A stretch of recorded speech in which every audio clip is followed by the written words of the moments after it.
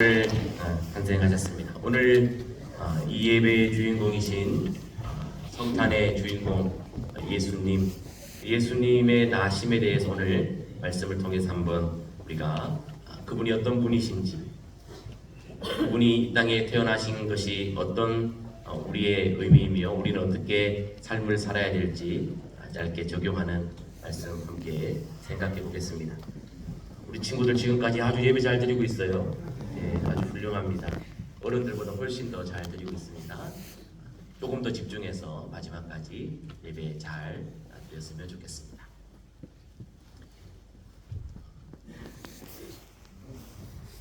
오늘 성탄의 주인공, 이 주인공을 부르는 명칭이 크게 성경 속에 세 가지로 기록되어져 있습니다. 첫 번째는 예수라는 이름입니다. 오늘 본문 말씀에 보니까 아들을 낳으리니 그 이름을 무엇이라 하라 그랬어요? 예수라 그랬습니다. 예수 그 이름의 뜻이 무엇인가 하니 자기 백성을 그들의 죄에서 구원할 자이심이라 그렇게 설명하고 있어요. 예수님 그럴 때 예수의 이름의 뜻이 자기 백성을 그들의 죄에서 구원할 자이다 라고 그렇게 부르는 거예요. 그래서 우리가 예수님을 가리켜 말할 때 구원자, 구세주라고 부르는 이유가 거기에 있습니다. 예수 그 이름 오늘 성경에 우리에게 전해주고 있습니다. 근데 이 예수 헬라어로 예수라고 말하고 히브리어로는 여호수아입니다. 우리가 잘 아는 것처럼 여호수아 성경책 또는 구약에 나오는 대제사장 여호수아의 이름과 같습니다. 구약의 여호수아라 불렀던 그 이름이 신약시대는 예수라고 합니다. 사실 이 예수라고 하는 이 헬라어 이름이 당대에 너무 많은 사람들에게 이름이 좋은 이름으로 불려져서 나사렛 예수라고 꼭 집어서 불렀던 이유도 예수님이 이 땅에 메시아로 태어난 그분이 나사렛에서 자라난 그분이다 라고 가르쳐 주시기 위해서 그렇게 하신 것입니다. 두 번째로 그 예수를 우리가 명칭할 때 그분의 그 사역 사명을 따라 그리스도라고 그렇게 부르기도 합니다. 한번 따라해 볼까요? 그리스도. 오늘 18절 말씀해 보니까 예수 나심은 이러하니라 라고 설명하지 않고 그 다음에 그리스도라고 하는 명칭을 또 붙여줬습니다. 이 그리스도라고 하는 이름의 뜻은 기름 부음 받은 자라는 뜻입니다. 헬라어로 그리스도라고 말하고 히브리어로는 메시아라고 부릅니다. 그래서 구약 성경에 메시아라고 불렀던 그 명칭이 신약 성경에는 그리스도로 그렇게 불려지고 그 뜻은 기름 부음 받은 자라는 뜻입니다. 기름 부음 받은 자, 성경에 구약 성경에 기름 부음 받는 존재는 크게 세 부류가 있습니다. 첫 번째는 왕입니다. 땅을 다스리는 통치자를 기름 부어 사명을 부여해 주는 것입니다. 그래서 왕의 사명을 줄 때 기름 부어 줍니다. 두 번째로 제사장을 세울 때 기름 부어 제사장을 세웁니다. 특별히 제사장은 하나님과 백성을 연결해 주는 중재자로서의 사명을 감당하라고 특별히 기름 부어 선택하여 세운 자들입니다. 세 번째, 선지자를 세울 때 기름 부었습니다. 선지자는 하나님의 뜻을 이 땅에 선포하는 자들입니다. 하나님의 뜻을 이 땅에 선포하라고 특별히 구별해서 기름 부음 받은 자들, 그가 선지자들입니다. 그래서 기름 부음 받은 왕, 제사장, 선지자. 그러면 예수님을 가리킬 때 왜 예수님에게 예수 기름 부음 받은 자, 예수 그리스도라고 말합니까? 예수 그리스도가 구약 시대에는 아무도 흉내내지 못했던 이 세 가지 역할을 사명을 한 번에 감당하실 만한 그러한 그리스도이심을 말해주고 있는 것입니다. 예수님은 왕으로 이 땅에 오셨고 제사장의 사명을 감당하시며 선지자의 사명을 감당하셔서 하늘과 이 땅을 연결하시면서 하나님과 우리 사이에 막힌 담을 허시고 하늘 뜻을 우리에게 전달해 주신 그분. 그래서 예수 그리스도가 그리스도의 사명을 온전히 잘 감당했음을 성경은 우리에게 말씀하시기에 우리는 예수님을 부를 때 예수 그리스도라고 그렇게 말합니다. 세 번째로 예수님을 명칭할 때 임마누엘이라는 명칭을 사용하기도 해요. 따라해 봅시다. 임마누엘.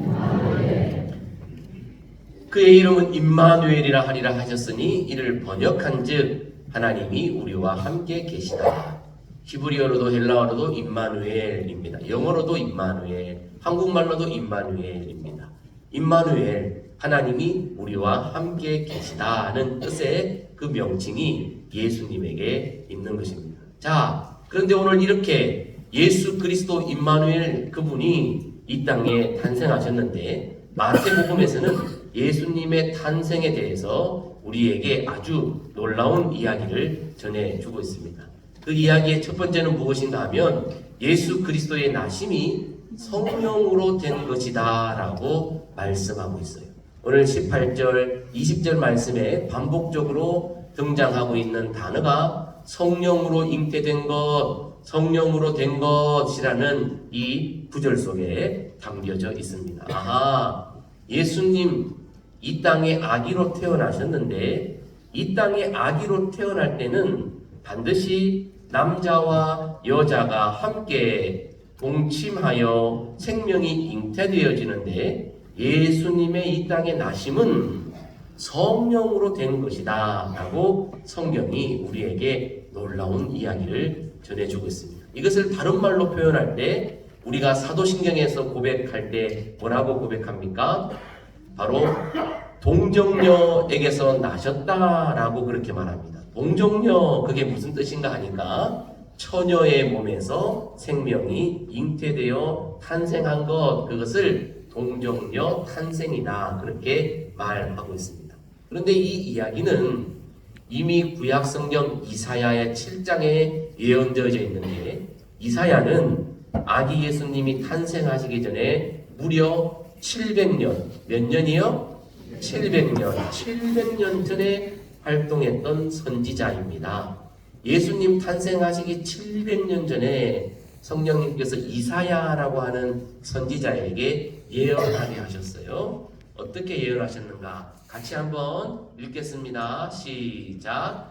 그러므로 주께서 친히 징조를 너희에게 주실 것이다. 보라, 처녀가 잉태하여 아들을 낳을 것이요 그의 이름을 임마누엘이라 하리라.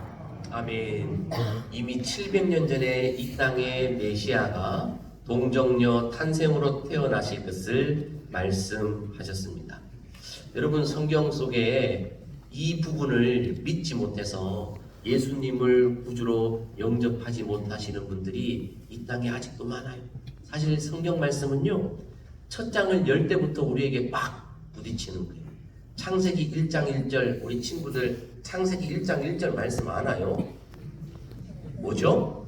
태초에 하나님이 천지를 창조하신다.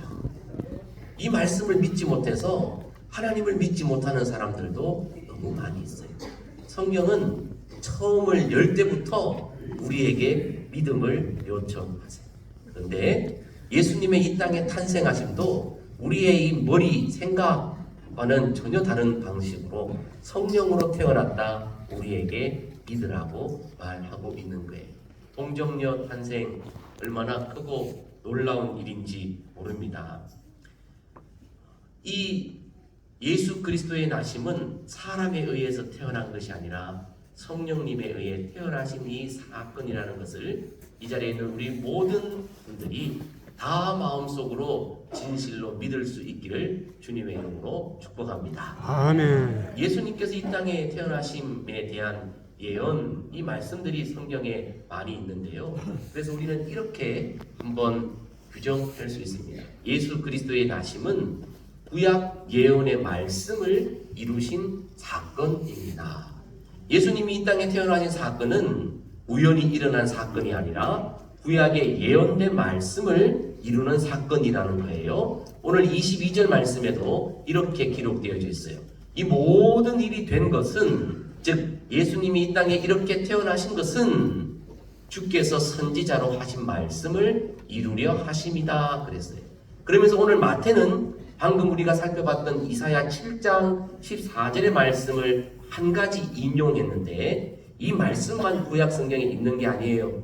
구약 성경 말씀 속에는 예수님이 이 땅에 태어나실 때 어떻게 태어나게 될 것인가에 대해서 여러 언약의 예언의 말씀으로 우리에게 알려주고 있어요. 자, 한번 그것을 살펴보려고 합니다. 구약의 말씀에 예언된 말씀의 내용에 보면 이 땅의 메시아 그리스도가 태어나실 때 그 그리스도는 여자의 후손으로 태어나게 될 것이다 말씀하세요. 창세기 3장 15절인데요. 창세기 3장 15절은 신학하는 데 있어서 가장 중요한 말씀 중에 하나예요. 원복음, 원래 복음, 원시 복음이라고 그렇게 이야기하기도 합니다. 같이 한번 읽어볼까요? 시작. 내가 너로 여자와 원수가 되게 하고 내 후손도 여자의 후손과 원수가 되게 하리니 여자의 후손은 내 머리를 상하게 할 것이요 너는 그의 발꿈치를 상하게 할 것이니라 하시고. 아멘. 자, 보통 후손을 이야기하고 족보를 이야기할 때 남자를 거명하나요? 여자를 거명하나요? 남자입니다. 우리가 잘 아는 이 마태복음 족보에도 남자들의 이름으로 자손 후손들을 계속해서 이야기합니다. 그런데 원래 복음에는 남자의 후손이라 말하지 않았어요. 이것을 우리는 주목해 봐야 합니다. 창세기 말씀에서 하나님은 여자의 후손이 너와 원수가 되겠다라고 사탄 마귀 뱀에게 말씀하고 계세요. 남자의 후손이 아닙니다. 여자의 후손입니다. 만약 이 땅에 예수님이 탄생하셨는데 동정녀 탄생이 아니라 남자의 씨로부터 탄생한 남자의 후손이라면 그분은 원복음 창세기 15장 3장 15절에 예언하신 그 메시아가 아니신 거예요. 남자에 의해서 태어난 이 땅의 모든 사람들은 아무도 메시아가 될 수 없어요. 어제도 말했지만 안상홍, 문선명, 이만희 그 어떤 이 세상의 통치자도 남자의 후손이기에 원수 마귀와 대적할 만한 메시아가 될 수 없어요. 여자의 후손. 그래서 남자의 영향을 받지 않은 동정녀, 처녀에게서 난 여자의 후손이 이 땅에 메시아로 태어나게 될 것을 이미 창세기 3장 15절 원래 복음에서 선언해 주고 있습니다. 그 다음 또 이렇게 예언하셔요. 메시아는 야곱의 별이라고 그렇게 예언하셨습니다. 민수기 24장 17절 말씀에 한 별이 야곱에게서 나오며 라고 말씀하세요.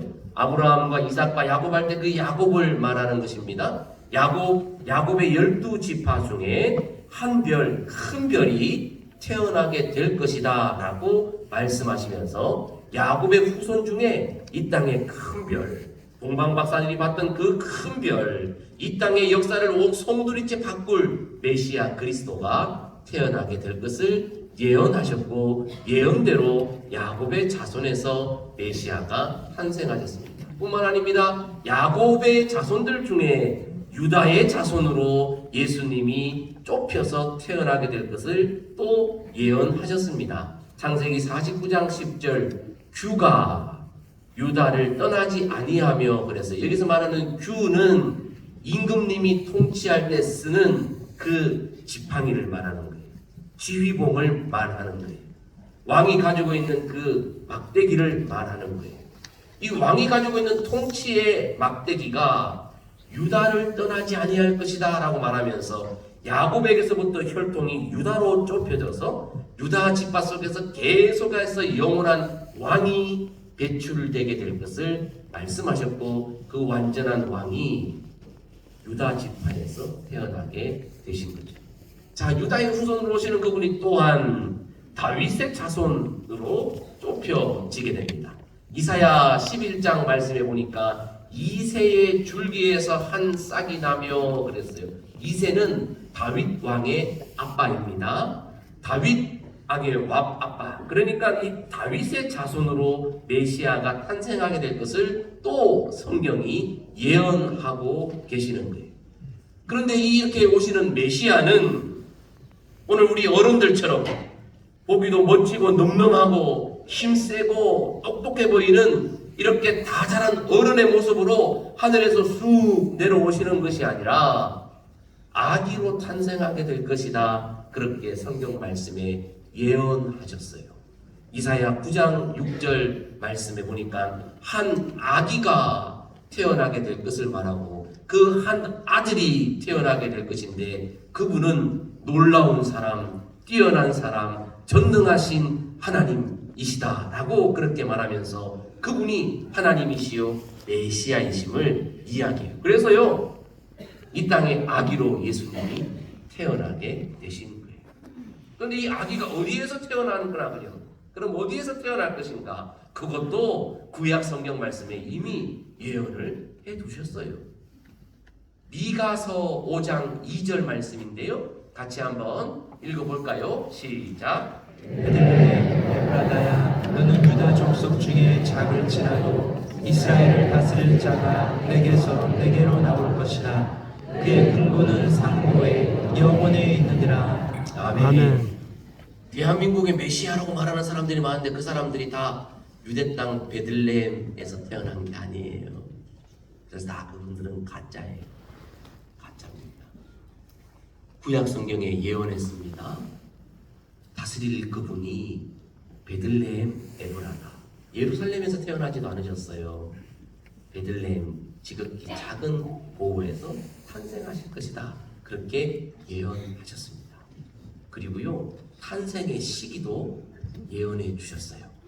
다니엘서 말씀 9장 25절 말씀에 보니까 기름 부음 받은 자가 언제 이 땅에 태어나게 될 것인가를 상징적인 숫자의 수치로 이해하시면서 7이레와 62이레가 지나고 나서 태어나게 될 것이다. 언제부터? 예루살렘을 중건하라고 선포된 그때로부터 BC 585년 BC 458년 이후로부터 그렇게 7이레와 62이레가 지났을 그때, 즉 AD 24년에서 6년 사이 바로 예수 그리스도께서 공생애를 하시기 위해 세례를 받으시고 그 사역을 시작하신 그때입니다. 그 사이에 태어난 베들레헴에서 태어난 아기, 그리고 처녀의 몸에서 태어난 아기, 그가 메시아다. 너희가 그때 그것을 알아봐라 라고 구약의 예언의 말씀이 예언하고 계셨던 것입니다. 네, 그렇습니다. 예수님이 이 땅에 태어나시면요 구약에서부터 예언된 말씀이요 그 구약에 예언된 말씀을 이루기 위해 동정녀 성령께서 잉태케 하시어 이 땅에 태어나게 하신 사건입니다. 자, 그러면 이 예수님께서 태어나셨는데 이 사건을 복음서 전체에서 뭐라고 어떻게 성격을 규정하는가 하면 예수 그리스도의 나심은 겸손과 사랑의 결과라고 말하고 있습니다. 우리는 잘 알고 있어요. 예수님이 이 땅에 태어나셨을 때 호텔에서 병원에서 누이신 것이 아니에요. 마국간 말 구유 위에 강보에 쌓여 누워 있으셨습니다. 가장 낮고 낮은 겸손한 모습으로 이 땅에 오신 하나님을 그렇게 발견하십니다. 하나님이 왜 이 땅에 아기 예수님을 구유에 누이시며 이 땅의 표직으로 보여주셨습니까? 이 세상을 사랑하셨기 때문입니다. 힘센 사람, 똑똑한 사람, 가진 사람, 그들만 구원하기 위해 왕궁에서 태어나신 것이 아니라 이 땅에 가장 천하고 낮은 가난하고 굶주린 사람 그들까지 다 품에 안아주시려고 마국간에서 태어난 그분은 사랑의 결정체입니다. 자, 그래서 오늘 예수 그리스도의 탄생이요 이렇게 우리에게 규정되어집니다. 성령으로 잉태되어 예언된 말씀대로 태어나신 예수님의 겸손과 사랑, 그것이 예수 그리스도의 나심이라면 오늘 성탄 예배를 드리는 이 땅의 우리는 이 성탄의 정신을, 마음을 우리가 본받아야 합니다. 그러면 오늘 예배드리는 우리는 앞으로 이 세상 가운데서 어떻게 살아야 할까요? 그 실천의 적용을 우리가 함께 같이 읽으면서 말씀을 마무리하도록 하겠습니다. 우리 앞에 있는 네모 안에 있는 글씨를 같이 한번 읽어봅니다. 읽어볼 때 내가 다짐하면서 읽겠습니다. 시작. 성령으로 잉태되어 예언된 말씀대로 태어나신 예수님의 겸손과 사랑을 본받아 나도 성령의 인도하심 따라 겸손과 사랑을 실천하며 말씀대로 살겠습니다. 아멘. 네, 그렇습니다. 오늘 예수님의 이 땅에 태어나심을 기뻐하며 예배드리는 우리는 예수님처럼 우리도 성령의 인도함을 따라 살아가야 될 것이며 예수님처럼 우리도 겸손과 사랑을 실천하며 말씀대로 살아가야 하겠습니다. 여기 있는 주께서 사랑하시는 모든 성도들이요, 오늘 이 성탄의 놀라운 정신을 이어받아 우리의 삶의 현장에서 성령의 인도하심 속에 겸손과 사랑으로 말씀 실천하며 살아가는 복된 주의 성도들 다 되시기를 주님의 이름으로 축복합니다. 아멘. 우리 함께